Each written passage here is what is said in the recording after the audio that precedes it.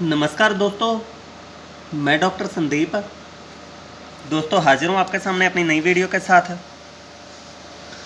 तो दोस्तों, जैसा कि अपनी पिछली कुछ वीडियो में मैंने बताया था कि मैं एक बहुत ही पावरफुल नुस्खे के बारे में बताने वाला हूँ और ये काफ़ी ज़्यादा कॉस्टली भी है। तो दोस्तों, पहले भी काफ़ी सारे मैंने फार्मूले बताए हैं, काफ़ी कॉस्टली फार्मूले मैंने बताए हैं और उसी तरीके से ये भी काफ़ी महंगा फार्मूला है और बहुत ज़्यादा असरदार है। तो दोस्तों, अभी मेरी वीडियो पे एक बंदे ने कमेंट किया था कि आपने ये खरेंटी के बीज यानी कि बीजबंद के बारे में आप बता रहे हो और बाकी आप दवा बताते हो 10,000 की 20,000 की। तो ख़ास करके उस भाई को मैं ये बता दूं कि देखो, मेरा मकसद ये नहीं है कि कोई 10, 20 या 50,000 वाली दवा खाए या 2,000 वाली दवा खाए, ठीक है। इसी मकसद से मैंने फ्री वाले नुस्खे बताए हैं। हमारे देश में ना ही गरीबों की कमी है और ना ही करोड़पतियों की कमी है, ठीक है दोस्तों। हमारे देश में गरीब भी हैं और अमीर भी हैं और कुछ लोग ऐसे भी हैं कि अभी मेरे पास मेरे किसी भाई का मैसेज आया था, तो उसने मुझे बोला कि डॉक्टर साहब अच्छे से अच्छा नुस्खा बताएं, पावरफुल से पावरफुल, चाहे वो 5 लाख तक का ही क्यों ना हो, ठीक है दोस्तों। तो जो मेरे भाई महंगे नुस्खों की डिमांड करते हैं उनके लिए मैं महंगे नुस्खे बताता हूँ, जो मेरे भाई सस्ते नुस्खों की डिमांड करते हैं उन्हें मैं सस्ते नुस्खे बताता हूँ। तो वो जो बंदा बार बार ये कमेंट कर रहा है कि आप महंगे नुस्खे बताते हो, मैं भी जानकार हूँ, 1.5 लाख का या 50,000 का कौन सा नुस्खा होता है। तो दोस्तों, अगर महंगे की बात की जाए तो कई लाखों के भी नुस्खे होते हैं और अगर सस्ते की बात की जाए तो दोस्तों हमारे आसपास बहुत सारी चमत्कारी जड़ी बूटियां पाई जाती हैं जो हमारे लिए फ्री की हैं। तो इस चीज में तो दोस्तों कोई कंपटीशन किया ही नहीं जा सकता। महंगे से महंगे नुस्खे भी पड़े हैं और सस्ते से सस्ते नुस्खे भी पड़े हैं। और फिर दोस्तों बात आती है भस्मों की। उस भाई ने यह भी कमेंट किया था कि आप सभी नुस्खों में भस्मों का इस्तेमाल करते हो। तो दोस्तों, नुस्खों में भस्मों का इस्तेमाल इसलिए किया जाता है कि नुस्खा बहुत ज़्यादा पावरफुल हो जाए और बहुत जल्दी वो रिजल्ट दिखाए। तो दोस्तों, जो जड़ी बूटियों वाले फार्मूले होते हैं वो थोड़ा ज़्यादा टाइम लेते हैं अपना असर दिखाने में, और जो भस्मों वाले फार्मूले हैं वो हैंड टू हैंड और बहुत जल्दी रिजल्ट दिखाते हैं। तो यही मकसद होता है भस्मों का इस्तेमाल करना नुस्खों में। और फिर दोस्तों, जो भस्मों का रिजल्ट होता है वो काफ़ी लंबे टाइम तक रहता है। मेरा कहने का मतलब ये नहीं है कि जड़ी बूटियों का असर लंबे टाइम तक नहीं रहता, मगर खास करके मेरा फोकस इस टाइम भस्मों पे है। भस्मों का रिजल्ट लॉन्ग टाइम तक रहता है, जड़ी बूटियों से ज़्यादा लंबे टाइम तक भस्मों का असर रहता है। तो इसलिए मैं अपने नुस्खों में भस्में यूज करता हूँ। तो वो बेवकूफ़ बंदा एक बात और कह रहा था कि किसी मरीज को धात की समस्या है, अगर आप उसे संखियाँ खिला देते हो तो क्या होगा। तो उस बेवकूफ़ इंसान को मैं ये बताना चाहता हूँ कि संखियाँ भस्म, पहली बात तो इस्तेमाल किस लिए की जाती है, नामर्दी में संखियाँ भस्म इस्तेमाल की जाती है, ठीक है। और नामर्दी वाले उसी मरीज को संखियाँ दी जाती है जिसे कफ की दिक्कत हो, जिसके शरीर में पित्त ना हो, पित्त की कमी हो, उन भाइयों को संखियाँ भस्म दी जाती है। और पहले भी मैंने अपनी पिछली 8-10 वीडियो में संखियाँ के बारे में विस्तार पूर्वक जानकारी दी है कि संखियाँ भस्म क्यों यूज की जाती है और किस कंडीशन में यूज की जाती है। और दोस्तों, मैंने ये भी बताया है कि गुप्त रोगों में संखियाँ का इस्तेमाल ना ही किया जाए तो बेहतर है। क्योंकि संखिया का दोस्तों जो स्पेशल तौर पे इस्तेमाल किया जाता है वो कैंसर, एड्स, दमा, टीबी, इन बीमारियों में इसका ज़्यादा इस्तेमाल किया जाता है। और दोस्तों जो पांचवी चीज़ है नामर्दी, नामर्दी में भी ये चीज़ काफ़ी इफ़ेक्टिव है, काफ़ी अच्छा इसका रिजल्ट है, और इसलिए इसे नामर्दी के केसों में भी यूज़ किया जाता है, और ये बहुत जल्दी रिजल्ट दिखाती है, बहुत तेज़ इसका रिजल्ट होता है। तो इस वजह से इसे नामर्दी में भी इस्तेमाल किया जाता है ताकि मरीज को जल्दी रिजल्ट मिले। और फिर दोस्तों एक चीज़ मैं और बताऊंगा, संखिया भस्म का रिजल्ट नामर्दी वाले मरीजों पे लंबे टाइम तक नहीं रहता, इसलिए संखिया भस्म के साथ और कुछ जड़ी बूटियाँ और कुछ भस्मों का इस्तेमाल भी हम करते हैं। वो इसलिए करते हैं ताकि मरीज लॉन्ग टाइम तक फिट रहे। तो अब दोस्तों मैं आपको कुछ अपने उन भाइयों के कमेंट भी दिखा देता हूँ, मैसेज भी दिखा देता हूँ जो कहते हैं महंगे फार्मूलों की डिमांड करते हैं। तो इनके स्क्रीनशॉट लेके मैंने अपने दूसरे फ़ोन पे सेंड कर लिए थे। अब मैं आपको ये दिखाता हूँ। दोस्तों ये देखिए, मैंने नंबर इनका ऊपर मार्क कर दिया है ताकि प्राइवेसी बनी रहे। अब इन भाई साहब का कहना यह है, सन्यासी नुस्खा बताएं गुरुजी, केसर, कस्तूरी, सोना भस्म, हीरा भस्म वाला। तो अब दोस्तों मुझे सभी की डिमांड देखनी है, खाली एक बंदे की मुझे डिमांड नहीं देखनी। जितने भी मेरे सब्सक्राइबर हैं, जितने भी भाई मेरा चैनल देखते हैं, उन सब की डिमांडों को मुझे देखना है।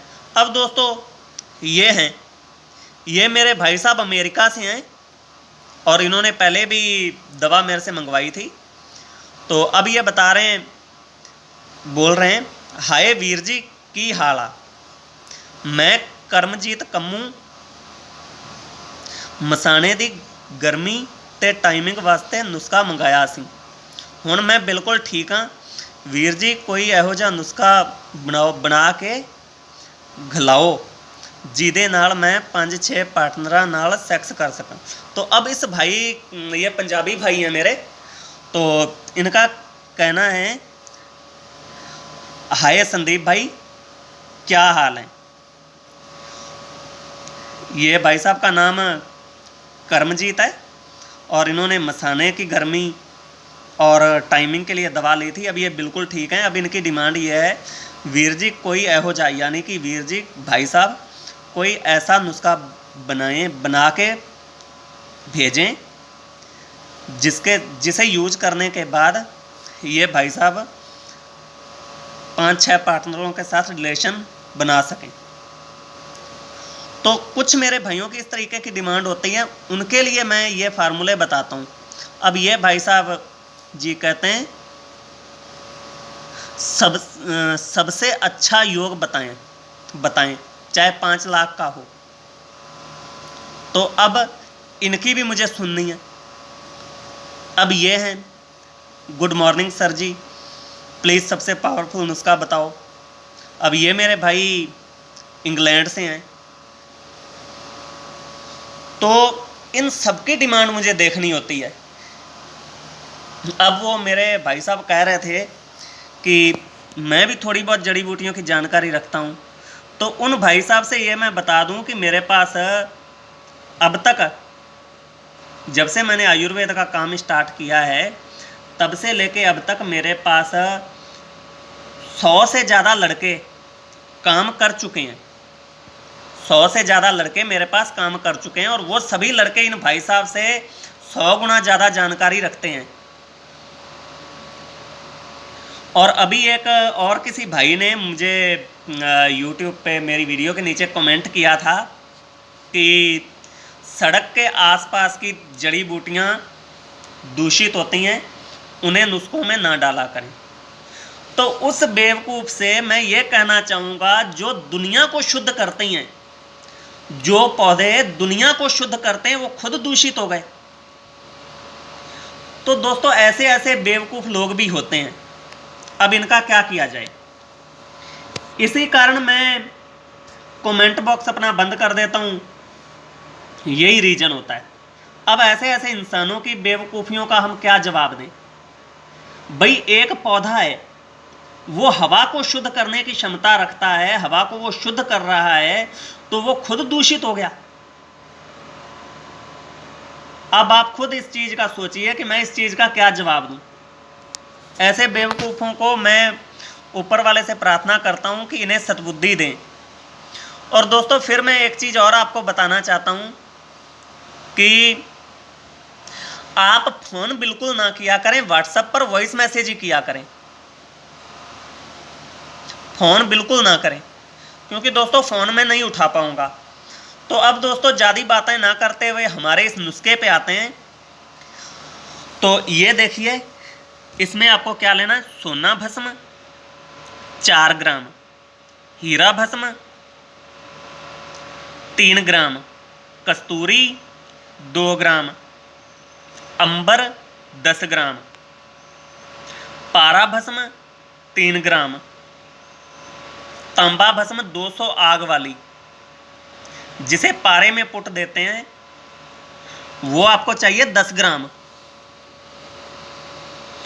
तो अब दोस्तों आपको क्या करना है, एक कोई भी अच्छी मजबूत खरल ले लेनी है, क्योंकि दोस्तों जो अच्छी खरलें मजबूत नहीं होती वो घिसती हैं और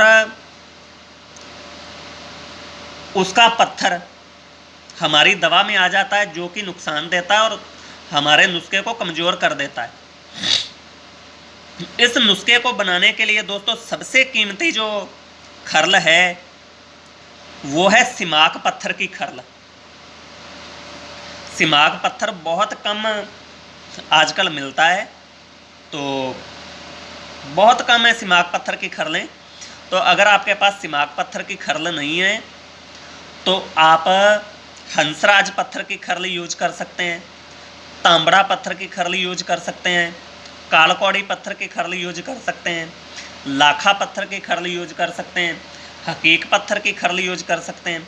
दोस्तों हकीक पत्थर कई तरह का होता है, किसी भी तरीके का हकीक मिल जाए, किसी भी तरीके की हकीक की खरल मिल जाए, चाहे वो काया हकीक हो, काला हकीक हो या सुनहरा हकीक हो या कबूतरी हकीक हो, कोई भी A to Z कोई भी हकीक पत्थर हो तो वो बहुत ज़्यादा गुणकारी है, उसकी खरल भी आप ले सकते हैं। तो अब इन सारी चीज़ों को आपको एक खरल में डाल लेना है, सारी चीज़ों को, और उसके बाद उसकी सूखी रगड़ाई करनी आपको लगभग 2 घंटे। उसके बाद आपको इसमें 100 ग्राम बड़ का दूध थोड़ा थोड़ा डाल के खरल करते रहना है, थोड़ा थोड़ा डालते रहें, खरल करते रहें। जब ये गोलियों बनने लायक हो जाए तो एक उड़द के दाने के बराबर, दोस्तों जो देसी उड़द होता है, उड़द 2 तरह के होते हैं, एक देसी होता है और एक हाइब्रिड होता है, देसी उड़द के बराबर गोलियां बना लेनी है। और अब आपको क्या करना है, एक एक गोली सुबह शाम दूध के साथ खाना खाने के बाद लेनी है। ये दोस्तों सिर्फ 7 दिन यूज करनी है, 7 दिन। और ये उन्हीं भाइयों को यूज करनी है जिनकी उम्र 25 साल से ऊपर है और 60 साल से कम है, 25 साल से ऊपर और 60 साल से कम, और बाकी उनके शरीर में ताकत भी होनी जरूरी है, क्योंकि ये बहुत ताकतवर नुस्खा है, बहुत ही पावरफुल भस्में हैं और इन्हें पचाने के लिए, इन्हें हजम करने के लिए भी शरीर में ताकत चाहिए, पाचन शक्ति अच्छी होनी चाहिए। अगर बंदे का वजन 60 किलो है या 70 किलो है तो वो कम से कम अपने वजन के बराबर वजन उठाने की क्षमता रखता हो, वही मेरा भाई इसे यूज करे। ये दोस्तों राजा महाराजाओं के टाइम का नुस्खा है, बहुत ज़्यादा पुराना ये फार्मूला है और हजारों राजा महाराजा ऐसे हुए हैं जिन्होंने इन फार्मूलों को यूज किया और उन्होंने 20-20, 30-30 रानियां अपने पास रखी। तो दोस्तों ये वही फार्मूला है। तो अब आपको इसे यूज करने का मैं और तरीका बता देता हूँ। 7 दिन तो आपने यूज कर लिया, ठीक है। उसके बाद सिर्फ 1 महीने में आपको ये 1 गोली खानी है। 1 महीने में सिर्फ 1 गोली खानी है। आप इसे खाते रहें, आपके शरीर में कभी भी कमजोरी नहीं आएगी और आप 100 साल की उम्र में भी बूढ़े नहीं होंगे, कमज़ोर नहीं होंगे। ये दोस्तों इतना पावरफुल फार्मूला है। और दोस्तों इसकी फुल गारंटी मैं लेता हूँ, स्टाम्प पेपर पे मैं लिख के कहता हूँ कि ये फार्मूला 100% काम करेगा और जैसा मैंने बताया है वैसा ही काम करेगा। तो दोस्तों जिस टाइम आप इस फार्मूले को यूज करें, दूध, घी, दही, लस्सी, इन चीज़ों का ज़्यादा से ज़्यादा इस्तेमाल करें। इसके साथ साथ आपको एक्सरसाइज भी करनी है और रनिंग भी करनी है। तो दोस्तों उम्मीद करता हूँ मेरे द्वारा दी गई जानकारी आपको अच्छी लगी होगी। तो मेरे चैनल को सब्सक्राइब करना बिल्कुल ना भूलें। और दोस्तों दूसरे चैनल का लिंक भी मैं इसके डिस्क्रिप्शन में डाल दूंगा, तो वो आप दूसरा चैनल भी मेरा सब्सक्राइब कर लें। धन्यवाद।